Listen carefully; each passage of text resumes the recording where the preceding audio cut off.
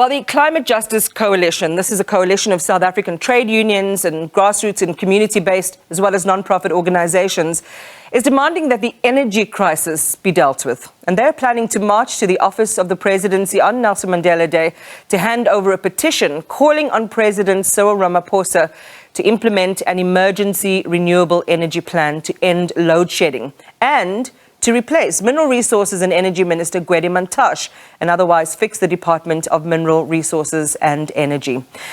Climate Justice campaigner Alex Lenferna, who is the co-founder and secretary of the Climate Justice Coalition, joins me now. Good evening to you, Alex, and welcome. Thank you very much for your time on our program. The matter is urgent from your vantage point because you believe that it exponentially worsens both the plight of the poor and the unemployed. Just share with our viewers a picture of what you're talking about. Yeah, I think everybody's quite familiar with the depth of the crisis that we're facing. It's in our lived experience, our lack of access to stable electricity supply, the pollution that our electricity supply creates when it is running, as well as the skyrocketing costs of energy, right? And the crisis isn't being dealt with by those that are in the positions of power, particularly the Minister of Energy, in charge of energy, Minister Gwede Mantashe, who has been trying to shift blame when in fact the responsibility for bringing new energy supply on, which would ease the load shedding crisis and could solve the load shedding crisis, is something that he's failed on dismally. And so we're saying that this crisis is in need of desperate attention. I mean, it is a state of emergency that we're facing as a country because of it. So pardon a cynical question. A detractor, a critic might say, just transition to renewable energy still places these alternatives outside of the reach of the people that whose interests you're trying to promote. Well, I think when we think about the interests of who we're trying to promote, we're talking about working class communities in South Africa. And for them, the cost of energy has become completely unaffordable. And for them, the unreliability of energy is having devastating impacts. And when we look at the evidence around what the best new energy to bring online is, the most affordable, the quickest to bring online, as well as also the most job creating, renewable energy is clearly the winner on that front. So when we have the likes of Gwede Mantashe and the DMRE talking about new coal, nuclear, all these power ships, those are very expensive, very polluting, and they would take a very long time to address the load shedding crisis. So we're being sold false solutions by those in positions of power. Let's go to an understanding then of a just transition to a renewable energy future. The belief is that it provides, as you've just articulated, clean, safe and affordable energy for all. What are some of the other factors standing in its way right now? Well, there was a study that was done by Meridian Economics, and that was just a few weeks ago. And basically they showed that if we put in place the right sorts of policies, we could end load shedding in about 2 years' time, right? And what they concluded is that the obstacles, they weren't really technical, they were political. It's all about policy. And so that's why what we're doing is political action to push for policy change, right? And so if we brought online gigawatts worth of renewable energy and storage within the next 2 years, and this is in the power of both the President and Minister of Mineral Resources and Energy. There was a group of 16 different organizations that took a petition to Minister Mantashe recently saying that it's in his power under Section 34 of the Energy Act to bring on new energy under the Integrated Resource Plan. So it's totally solvable, but we just have those that are in power diddling and not really taking this crisis seriously and instead using it to push in corrupt projects like power ships, which are stalled in court under corruption allegations without proper community consultation and not meeting environmental authorizations. All right, so that's the one part of the problem you have with not only Gwede Mantashe, but also the way, the choices that they're making in terms of what gets prioritized. But you also believe that he's outdated and out of touch. Yes, he is. I mean, we've got lots of young people within our coalition, and they're looking at not only the devastating energy crisis, but also the devastating climate crisis. And we have a Minister of Mineral Resources and Energy that's saying we need new coal, we need lots of gas.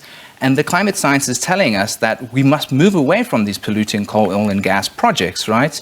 And not only the climate science, but the economics shows that those outdated technologies are more expensive, right? Right. So the technology has gotten ahead of a minister who seems to be still thinking in the 20th or the 19th century when we have 21st century solutions to our energy problems. I've got three quick things. Yeah. Again, I hate the clock because this is an important conversation. But on the issue of fossil fuels, there is a lobby for staying with coal because it's plentiful and because it's, cheaper for an economy like ours, just on the cost of coal itself. Benchmarking our transition to alternatives, that you have just described, is to impose a solution that in the long term will be harmful to us. And that it's wrong to benchmark with countries that are more developed than we are. Yeah, so I think that used to be the case. It used to be the case that coal was a cheaper alternative, right? If you'd asked me that question 10 years ago, I would have agreed. Coal was a cheaper technology. But what we've seen over the last 10 years is the costs of renewables, of solar, of wind, of storage have all come down exponentially, right? And so the cheapest form of energy on Earth right now is solar. And then after that, it's wind. And after that, it's storage that supports those renewable technologies. We were sitting with the CEO of Eskom just a couple of weeks ago, and they agree with that. They look at their energy modeling, and it's clear the best mode of development is renewable energy. This isn't just about climate change. It's not just about load shedding. In terms of the best development pathway for South Africa, if you want to create the most jobs, if you want to create the most inclusive development, and of course, if you want to reduce pollution, then renewable energy and storage clearly wins out. And it was also concluded similar things. The National Planning Commission just put out their own report, which agrees with that, right? So it's the economists, it's the scientists, it's the development specialists that all agree that renewables is the best development pathway. So you've sparked my curiosity. You had that meeting. You say Eskom agreed. What else did the raters say then about, from their vantage point, what's standing in the way of what you say is accessible now? Yeah, so Eskom's put out a red alert, right? Obviously, they're in crisis. On one hand, they're dealing with their internal sabotage, they're dealing with lack of maintenance, they're dealing with years of coal power plants that have been run down into the ground.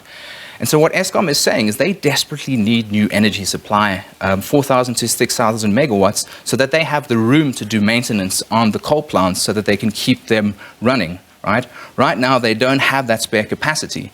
And so they're calling on people like Minister Gwede Mantashe and the DMRE to bring on new energy supply as quickly as possible so that they aren't stuck in this position where they just don't have enough energy supply. And so this is where I think the conversation often gets confused because people will always blame Eskom. And of course, a lot of blame deserves to go there.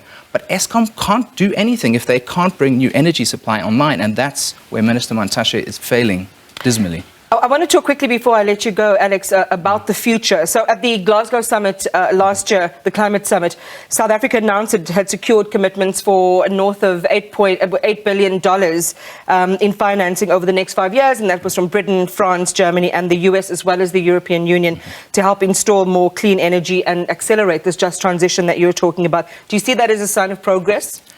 Potentially. I mean, this is again where the president will go out and sign a deal like that, and then 2 days later, Minister Mantashe will go out and say we're going to resist the energy imperialism of the West in reference to that deal, right? And so there's still a lot of information and details that need to be signed on to make sure that that deal becomes a reality.